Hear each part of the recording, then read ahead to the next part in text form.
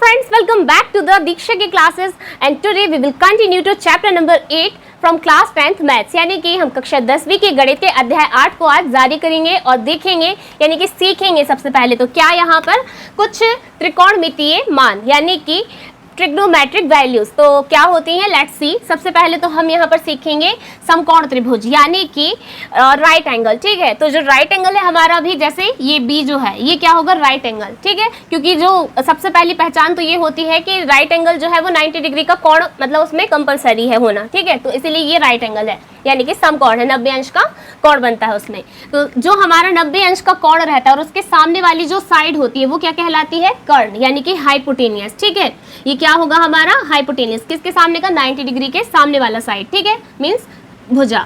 और फिर उसके बाद हम आते हैं जो दूसरा एंगल रहता है हमारे पास में, है ना, जैसे यहाँ पर एंगल ए लिया है हमने। ठीक है, ये आगे आपको और मिलेगा जब हम करेंगे। तो एंगल ए के सामने वाली जो साइड होती है मीन्स भुजा होती है वो क्या कहलाती है, परपेंडिकुलर मीन्स लंब कहलाती है। ठीक है, और फिर हम आते हैं आधार पर जिसके ऊपर ये पूरा त्रिभुज खड़ा हुआ है, तो ये क्या कहलाएगा आपका बेस। ठीक है, तो अब आपको मेरे ख्याल से लंब, कर्ण और आधार मीन्स हाइपोटेनियस और परपेंडिकुलर और बेस ये क्लियर हो ही गए होंगे।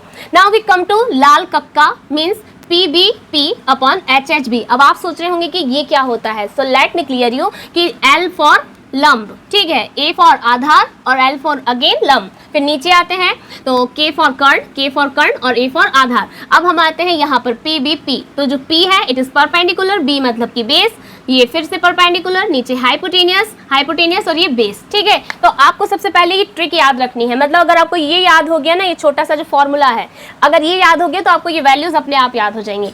क्योंकि यहाँ पर जो लंब बटे सबसे पहला जो ये है ना, ये क्या होता है, लंब बटे कर्ण। ठीक है, और लंब बटे कर्ण मतलब कि क्या होगा, ये फर्स्ट वैल्यू साइन की। ठीक है, हमें 3 याद रखनी है, साइन कॉस टेन।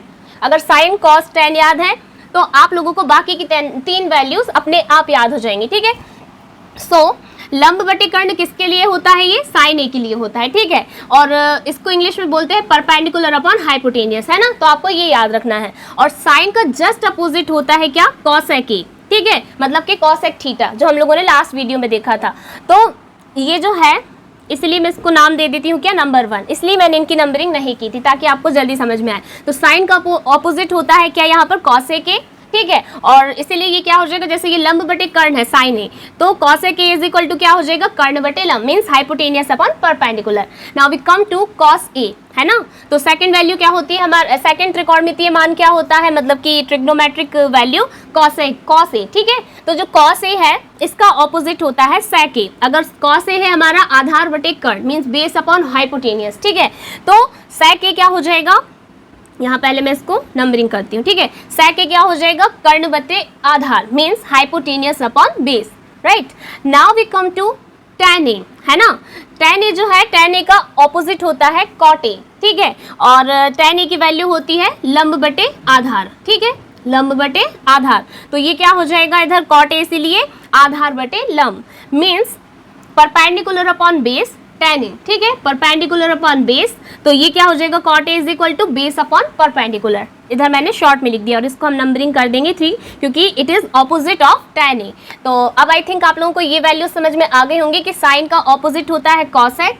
ठीक है, कॉस का ऑपोजिट होता है सेक और tan का ऑपोजिट होता है कॉट। ठीक है, यानी कि ये इनके विपरीत होते हैं कि साइन का विपरीत होता है कॉसेक, कॉस का विपरीत होता है सेक और tan का विपरीत होता है कॉट। ठीक है, अब आप लोगों को अगर ये याद हो गया तो आप लोग फर्स्ट एक्सरसाइज तो बहुत इजीली सॉल्व करने वाले हैं। ठीक है, तो ये ट्रिक सबसे पहले आपको याद करनी है और उसके बाद फिर यहाँ आते हैं हम, क्योंकि ये भी हमें बहुत काम देने वाले हैं, है ना, क्वेश्चंस में।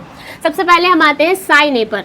साइन ए जैसे मैंने बोला ना कि साइन का ऑपोजिट क्या होता है, कॉसेक, यानी कि विपरीत क्या होता है, कॉसेक। तो इसीलिए साइन की एक वैल्यू और होती है 1 अपॉन कॉसेक की, ये काम पड़ती है, हम देखेंगे आगे, है ना। फिर कॉस ए, कॉस का ऑपोजिट मैंने बताया था सेक, तो इसीलिए 1 अपॉन सेक ए। tan का ऑपोजिट बताया था क्या, कॉट, तो ये क्या हो जाएगा 1 upon cot A.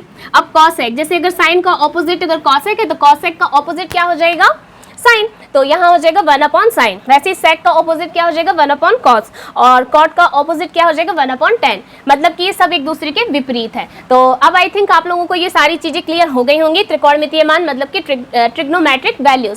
So in the next video we will see exercise number 1। So तब तक के लिए बने रहिए विद दीक्षा की क्लासेस और देखते रहिए मेरी सारी old videos, and don't forget to subscribe my channel and share videos in your friend circle. Thank you so much.